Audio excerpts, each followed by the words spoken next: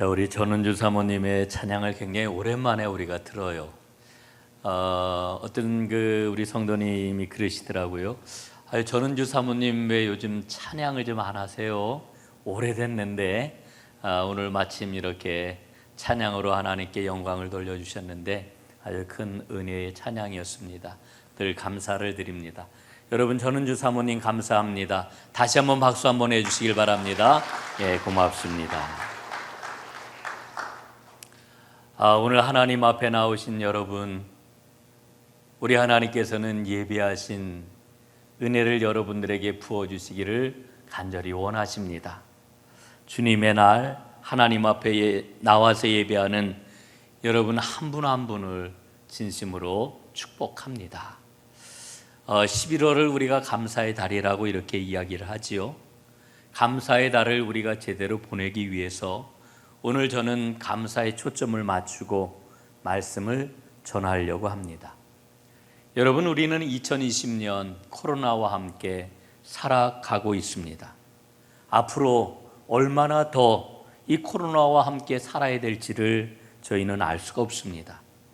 그런데 돌아보면은 이 금년 한 해 동안 하나님의 지키시는 은혜로 여기까지 왔구나라고 하는 고백을 갖게 됩니다. 여러분, 코로나 때문에 우리의 생활이 굉장히 좀 힘들고 어렵지요. 그래서 이 코로나를 우리가 부정적으로만 생각을 하기 쉽습니다. 그런데 찾아보면은 코로나 덕분에 감사할 일도 그 가운데서 많이 있다라고 하는 것을 깨닫습니다. 지난주에 신내교회 김강년 목사님이 올 한 해 코로나 때문에 감사한 것들을 정리해가지고 그 내용을 교인들과 나누는 것을 보았습니다. 그래서 제가 그 내용을 오늘 가져와서 여러분들과 함께 나누어 보려고 합니다. 20가지인데요. 한번 여러분 들어보시기를 바랍니다. 첫째, 잠시 멈추어 서서 느리게 걷는 법을 가르쳐 주신 하나님께 감사드립니다. 두 번째, 인간이 별것 아님을 깨닫게 해주셔서 감사합니다. 과학도 그렇고 기술도 그렇고 의학도 그렇고 우리가 멀리 대단하구나 바라보던 선진국도 별것 아니구나 깨닫게 해주셨습니다. 일상의 소중함을 깨닫게 해주셔서 감사합니다. 세 번째입니다. 네 번째, 파란 하늘, 맑은 공기, 밤하늘의 별을 보게 하시고 자연이 회복되게 해주셔서 감사합니다. 다섯 번째, 기후와 환경 문제에 대한 경각심을 갖게 해주셔서 감사합니다. 여섯 번째, 건물이 성전이 아니라 내 삶의 자리가 예배당이요 성전임을 알게 해주셔서 감사합니다. 일곱 번째, 이토록 아름다운 예배당에서 예배를 드리고 모임 갖는 것을 사모하게 해주셔서 감사합니다. 여덟 번째, 성가대의 찬양과 함께 예배 드리는 것이 얼마나 복된 일인지 깨닫게 해주셔서 감사합니다. 아홉 번째, 소그룹으로 모여 속회를 드리는 것이 행복한 시간이었다는 것을 깨닫게 해주시니 감사합니다. 열 번째, 예배 후에 함께 식탁 교제를 나누는 것이 얼마나 큰 행복인지 알게 해주셔서 감사합니다. 11번째, 내가 마음만 먹으면 예배 드릴 수 있다는 생각이 얼마나 큰 교만인지 알게 해주셔서 감사합니다. 12번째, 코로나 덕분에 한국교회의 오랜 숙제였던 신천지가 드러나게 해주셔서 감사합니다. 13번째, 코로나 덕분에 빈 좌석을 바라보면서 설교를 하면서 성도 한 사람 한 사람이 얼마나 소중한 존재인지 깨닫게 해주셔서 감사합니다. 14번째, 코로나 덕분에 홀로 또는 가족과 함께 신앙을 지켜가는 법을 배우게 하셔서 감사합니다.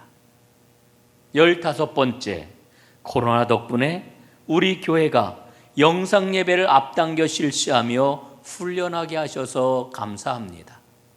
16번째, 또한 코로나 덕분에 영상 문화에 대해서 더 깊이 고민하고 구체적으로 준비를 해야 되겠구나, 필요를 깨닫게 하시니 감사합니다. 17번째, 코로나 덕분에 손을 씻고 마스크를 착용하고 개인과 공중위생이 향상되게 하시니 감사합니다. 18번째, 코로나 덕분에 온라인으로 드리는 성도의 헌금이 더욱 소중함을 알게 하시니 감사합니다. 19번째, 코로나 덕분에 우리 대한민국이 위대한 나라임을 온 천하에 드러내시니 감사합니다. 마지막 20번째, 코로나 덕분에 우리를 지키시는 하나님을 더욱 신뢰하게 해주시니 감사합니다. 제가 이 감사의 목록을 보면서 정말 감사할 일들이 많구나, 내 삶 가운데도 감사할 일들을 찾아보면 얼마나 많겠는가라고 하는 생각을 갖습니다. 여기에다가 저는 두 가지의 감사의 고백과 소회를 좀 덧붙여 보려고 합니다. 첫 번째는 이 코로나 덕분에 자연에 더 깊은 관심을 갖게 해주신 것에 대한 고백입니다. 여러분, 어제가 입동이었습니다. 그렇죠? 어제가 입동, 겨울이 시작되는 날입니다. 그리고 다음 주일은 추수감사 주일입니다. 이 어제 입동을 맞으면서 우리에게 절기가 있구나, 절기살이가 인생살이의 기본이지 라고 하는 것을 다시 한번 깨닫습니다. 자연의 순환은 겨울의 그런 그 문턱에 우리가 와 있다라고 하는 것을 일러주고 있습니다. 절기살이를 잘 해야 인생을 잘 살 수가 있구나 라고 하는 그런 그 마음을 갖게 되는 겁니다. 이걸 깨닫는 것은 정말 복된 일이라고 생각을 합니다. 자연의 삶을 살아온 한 인디언은 이런 고백을 하고 있습니다. 마지막 남은 한 그루 나무가 베어지고 마지막 남은 물고기 한 마리가 사라진 후에야, 그때서야 사람들은 돈은 먹을 수 없다는 것을 알게 될 것이다. 여러분, 정말 그렇지요? 우리는 모두 다 돈 하면서 살아갑니다.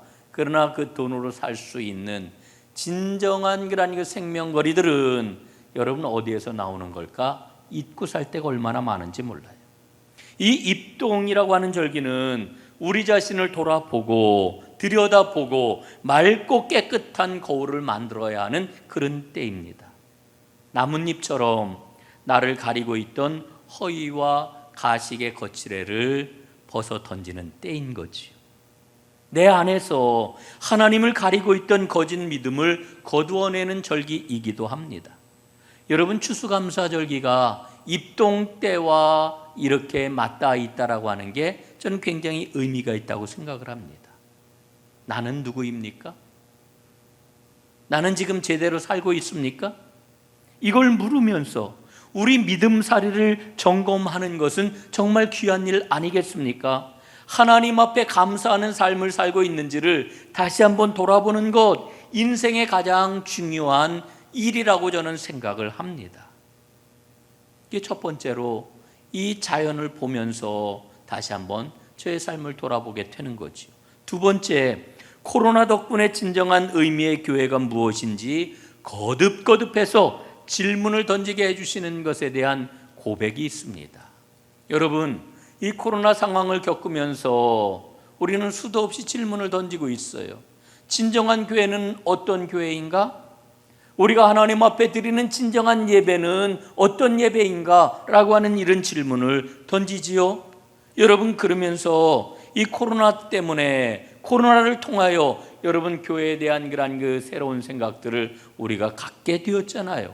그런데 그 새로운 생각이라고 하는 것은 인간의 생각이 아니고 하나님의 말씀 가운데 있는 교회의 본 모습을 다시 한번 살펴보게 된 것입니다. 제가 목회를 한 지 이제 횟수로 34년입니다.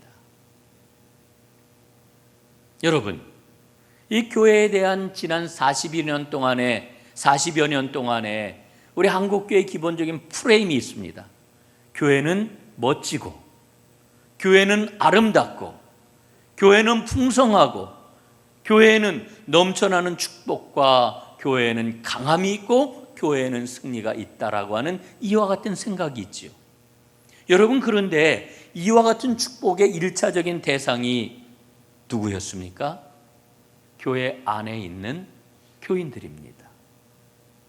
그런데 코로나 상황을 겪으면서 교회는 이제 세상의 아픔과 고통을 돌아보고 그 아픔에 적극적으로 참여하는, 그리고 그 고통을 함께 짊어져야 되는 그런 교회가 되어야 한다라고 하는 것을 우리에게 깨닫게 해 주시지 않았습니까? 여러분, 그런 교회가 되기 위해서는 우리에게 새 힘을 주고 계시는 주님을 만나야 됩니다. 주님께서 우리를 깨우쳐 주실 때에 거기에 대한 바른 응답을 우리는 해야 합니다. 여러분, 그럴 때 우리 하나님께서는 하나님의 교회를 어떠한 상황 가운데서도 반드시 지켜주실 것입니다. 여러분, 우리가 고백하는 하나님은 어떤 하나님이십니까? 우리를 지키시고 우리를 보호하시는 하나님이십니다. 여러분, 광야길을 걸어가는 이스라엘을 한번 보십시오. 신명기 32장에 보니까요, 이스라엘을 하나님께서 눈동자와 같이 지키신다, 이렇게 말씀을 하고 계셔요. 이 눈동자에 대한 그러한 그 묵상, 이 눈동자에 대한 그러한 그 통찰, 여러분들이 잘 알고 있는 그러한 그 이야기일 수 있지만 오늘 한번 함께 나누어 보려고 합니다. 여러분, 눈동자같이 우리를 지키신다라고 하는 이 말씀, 정말 놀라운 말씀입니다. 사람의 눈에는 30만 개의 회로가 있대요. 엄청나지요? 1억 개의 세포가 있대요. 그런데 이 30만 개의 회로와 1억 개의 그런 그 신경세포가 일시에 작동이 되는 겁니다. 한치의 오차도 없이. 그래가지고 우리가 거리를 이렇게 측정을 금방 하게 되는 거고요. 광도와 색상을 자동으로 이 눈동자에서 조절을 하게 된다고 그래요. 대단하죠? 여러분, 유사시에는 눈이 어떻게 해요? 눈꺼풀이 즉각적으로 다치잖아요. 이게 그냥 괜히 되는 게 아닙니다. 여러분, 우리 사람의 그런 그 몸 가운데서 가장 단단한 그런 그 뼈가 어느 뼈인지 여러분 아세요? 바로 이 뼈입니다. 예? 이 뼈. 이 머리를 이루고 있는 이 뼈. 이게 제일 그 두껍고도 제일 단단한 그런 그 뼈인데, 이게 두개골이라고 그러죠. 하나님께서는 이 두개골에다가 굴 2개를 깊숙이 파셨어요. 그리고 그 안에 눈동자를 두시고 보호해 주시는 거예요. 안전하게 간직해 두셨다라고 하는 거지요. 여러분, 그뿐만이 아닙니다. 눈물단지를 갖게 하셔가지고 늘 눈동자 소독을 하게 하시고 습도를 조절하게 하셔가지고 깨끗하고 윤기 나는 눈동자를 유지하도록 하셨습니다. 여러분, 요즘은 너나 할 것 없이 모두 다 사람들이 눈썹을 짙게 하지요. 짙게. 예? 눈썹을 짙게 하고 또 이 속에 있는 눈썹도 붙여가지고 아주 이렇게 길게 하는데, 그래서 가만히 보면 눈썹은 미의 상징인가? 뭐 이런 그 착각을 하게 되는데, 여러분, 이 눈썹이라고 그러는 게 위에 있는 이 눈썹이 1차 방어선이고요. 그 다음에 눈동자에 붙어 있는 이 속눈썹은 눈을 지키는 그런 그 문과 같은 역할을 하는 거예요. 예?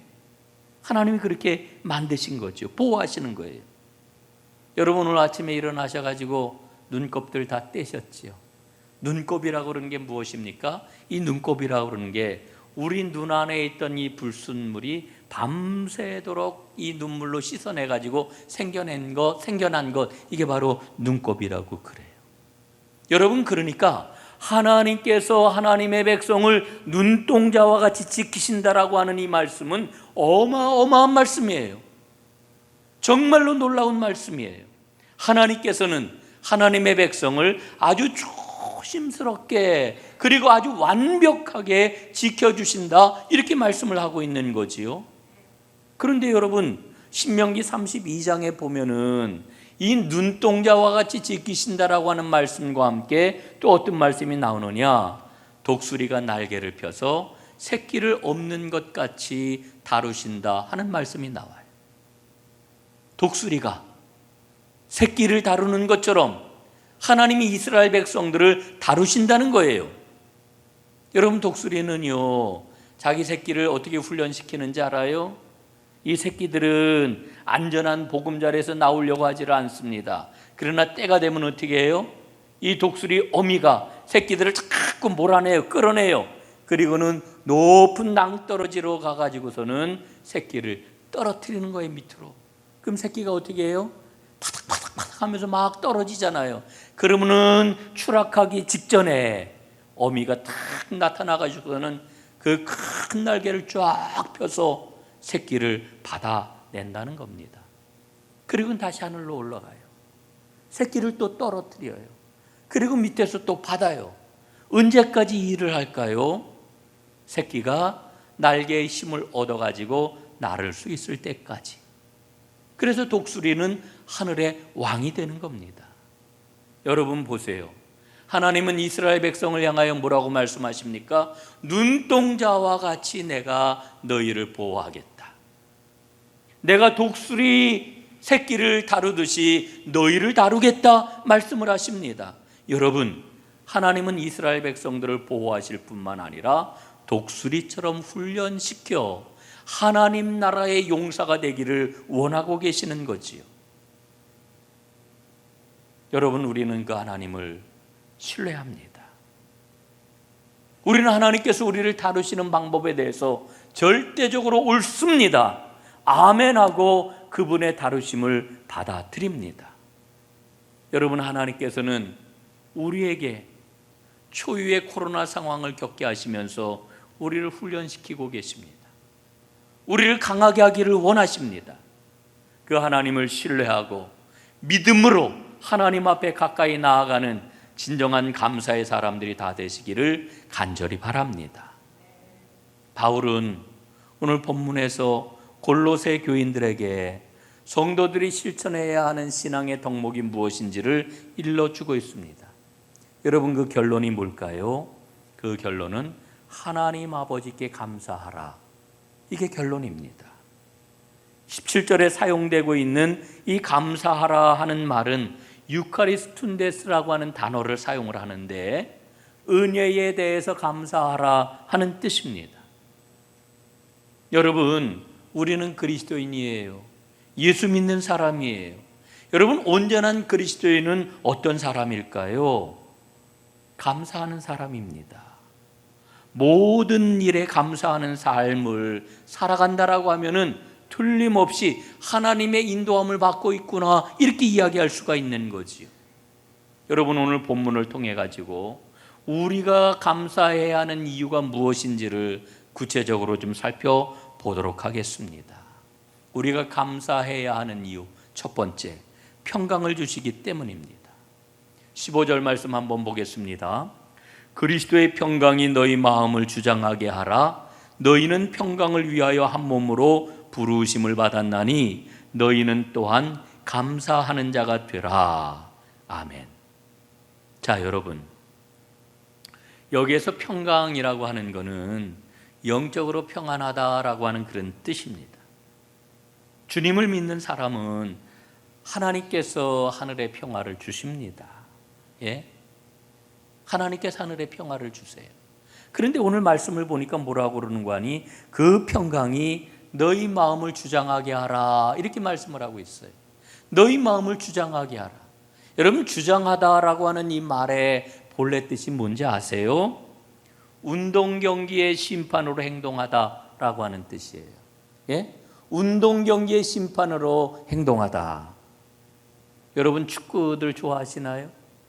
뭐 다른 그 운동에도 다 심판이 있습니다만은 축구 심판은 아주 절대적인 권한을 갖고 있잖아요. 삑 불면은 파울.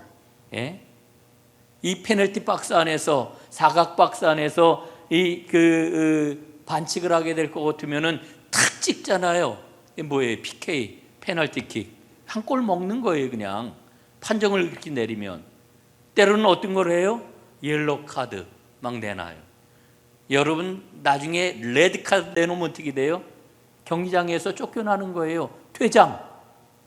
이게 심판이 갖고 있는 엄청난 그런 그 권한인 거지요. 여러분, 이 주장하다라고 하는 말이 바로 그와 같은 의미라는 거예요. 그러므로 여러분 우리 가운데 다툼이 일어나면은 성도들이 어떻게 행동을 해야 되겠어요? 그리스도의 평강이 심판이 되어 가지고 판정을 내리게 해야 된다는 거예요.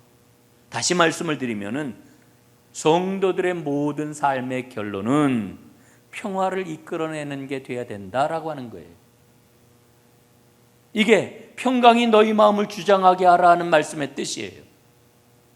모든 결론은 평화가 되어야 된다는 거예요. 평화로운 결론이면은 맞는 것이지만 평화로운 결론이 아니라고 하면은 하나님의 뜻이 아닌 거지.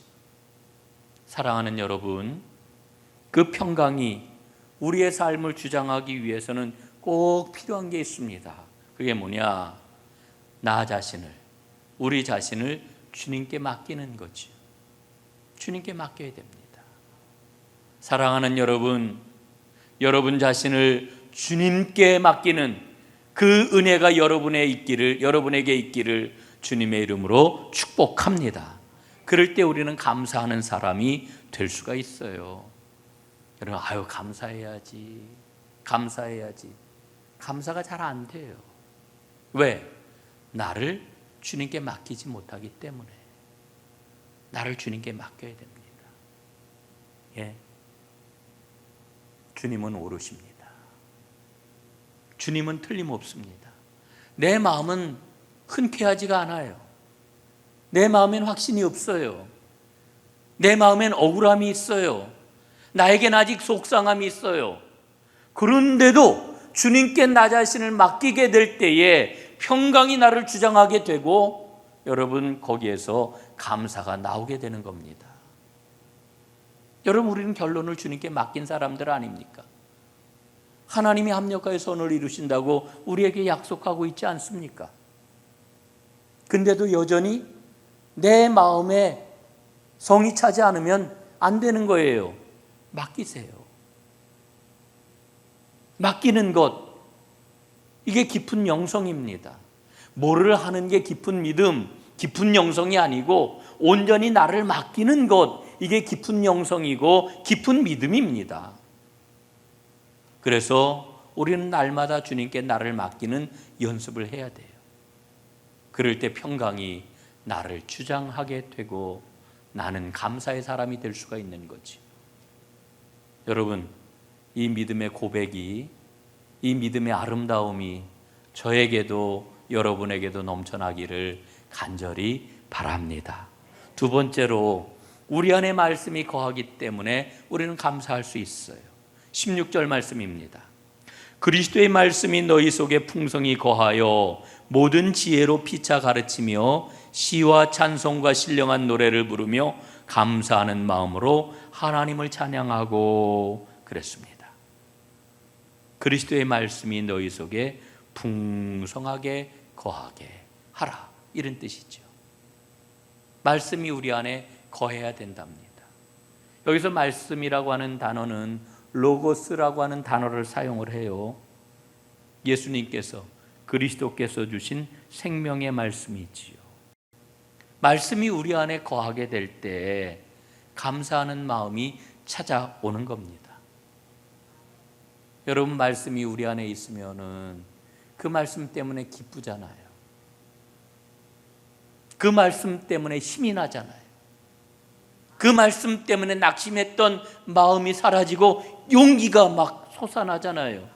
그런데 중요한 건 뭐냐 하면은 이 말씀이 이렇게 나에게 들어왔다가 나가요. 들락날락해요. 들락날락. 여러분, 말씀이 들락날락하지 않도록 하십시오. 말씀이 여러분 안에 온전하게 거하게 하십시오. 오늘 성경 표현대로 하면은 풍성하게 거하도록 하십시오. 이게 중요합니다. 말씀이 어쩌다 한번 찾아오고, 찾아온 그 말씀도 오랫도록 머물질 않고 말씀이 나에게서 나가가지고 말씀이 들락날락하는 사람이 되면은 여러분, 그의 삶은 뭐 보나마나예요. 보나마나예요. 감사가 어디 있어요? 평강이 어디 있고? 말씀이 내 안에 거하여야 합니다. 그래서 유진 피터스는 오늘 본문을 이렇게 번역하고 있습니다. 한번 잘 들어보세요. 그리스도의 말씀, 곧 메시지가 우리 마음을 자기 집처럼 여겨야 한다. 그러므로 당신의 삶 가운데 말씀이 자리할 충분한 공간을 마련해 두어야 한다. 여러분, 말씀이 의인적으로 얘기하는 건데, 말씀이 내 마음에 찾아오셔가지고 이건 내 집이네, 내 집이네, 예? 이렇게 하라는 거예요.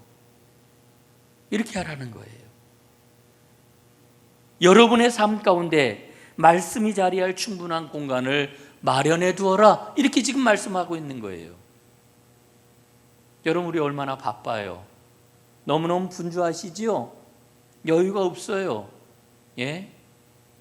얼마나 나를 찾는 데가 많은지, 신경 써야 될 게 얼마나 많은지, 염려거리가 얼마나 많은지, 왜 두려움이 내 마음속에 이렇게 가득한지. 여러분, 말씀이 내 안에 거할 곳이 없는 거예요. 거주할 공간이 없는 거예요. 오늘 말씀의 의미는 뭐냐 하면은, 여러분의 삶 가운데 말씀이 자리할 충분한 공간을 마련하십시오, 이런 이야기예요. 이렇게 말씀이 내 안에 거하게 될 때 우리는 감사하는 사람이 될 수 있다라고 하는 거지요. 여러분, 왜 그렇습니까? 말씀은 능력이 있기 때문이에요. 예? 히브리서 4장 12절 말씀을 보니까 뭐라 그래요? 말씀은 살아있고 활력이 있어서 우리의 혼과 영과 및 관절까지 찔러 쪼개기까지 하며 마음의 생각과 뜻을 감찰하시느니라, 이렇게 일러주고 있잖아요. 여러분, 이 말씀이 우리 안에 거하게 될 때에 모든 잘못된 생각, 불순한 마음, 이런 것들이 정리가 되는 거지요. 생명의 은혜가 가득하게 되는 거지요. 여러분, 말씀이 거하게 하십시오.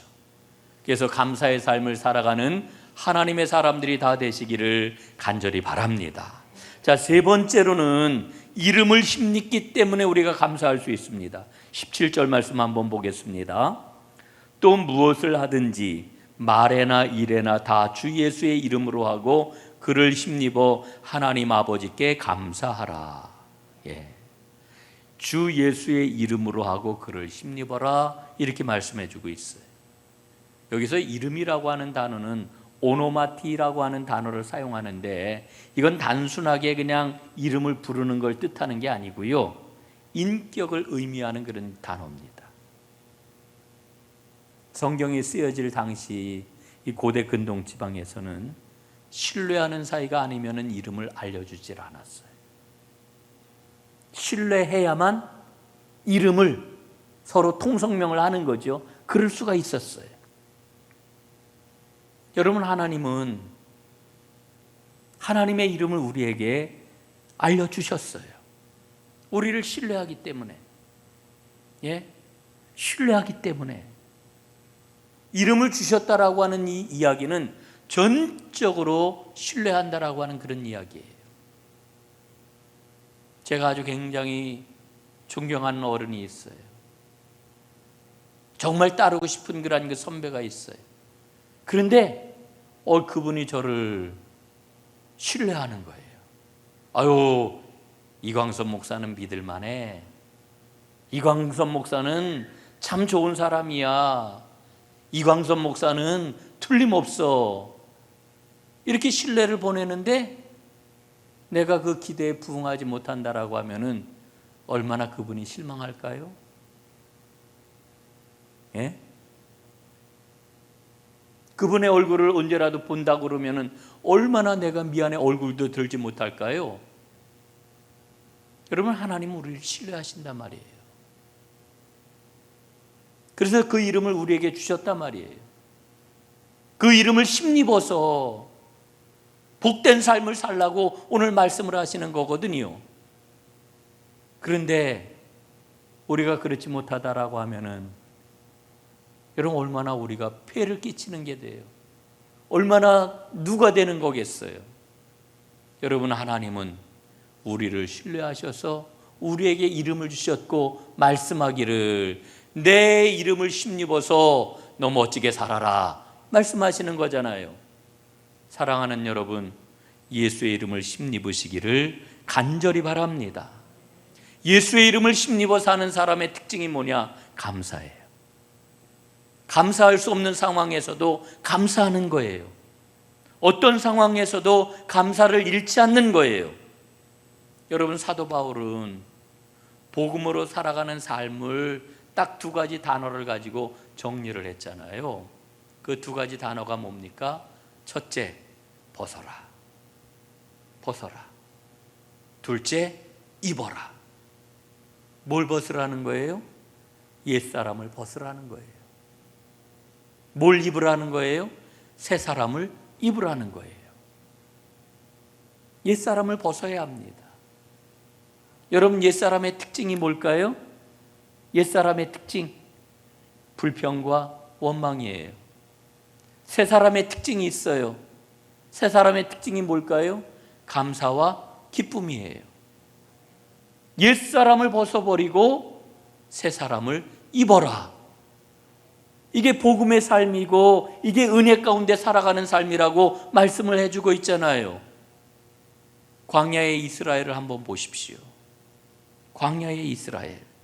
이 광야의 이스라엘은 애굽에 속한 옛사람을 벗어버리고 하나님 나라의 새 사람을 입어야만 했습니다. 그런데 이 사람들은 어떻게 했어요? 옛사람을 벗어버리지 못하고 새 사람을 입지 못했어요. 광야에서 다 죽었잖아요. 바울은 그 일을 이야기하면서 뭐라 그래요? 우리에게 거울이라. 거울이라.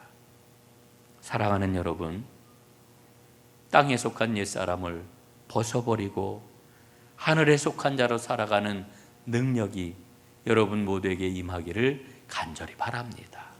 새 사람의 능력, 감사의 능력, 기쁨의 능력, 사랑하는 여러분 모두에 가득하기를 다시 한번 주님의 이름으로 축원합니다. 기도하겠습니다. 아버지 하나님, 고맙습니다. 11월을 보내며 저희들 진정으로 하나님의 새 사람인지를 돌아봅니다.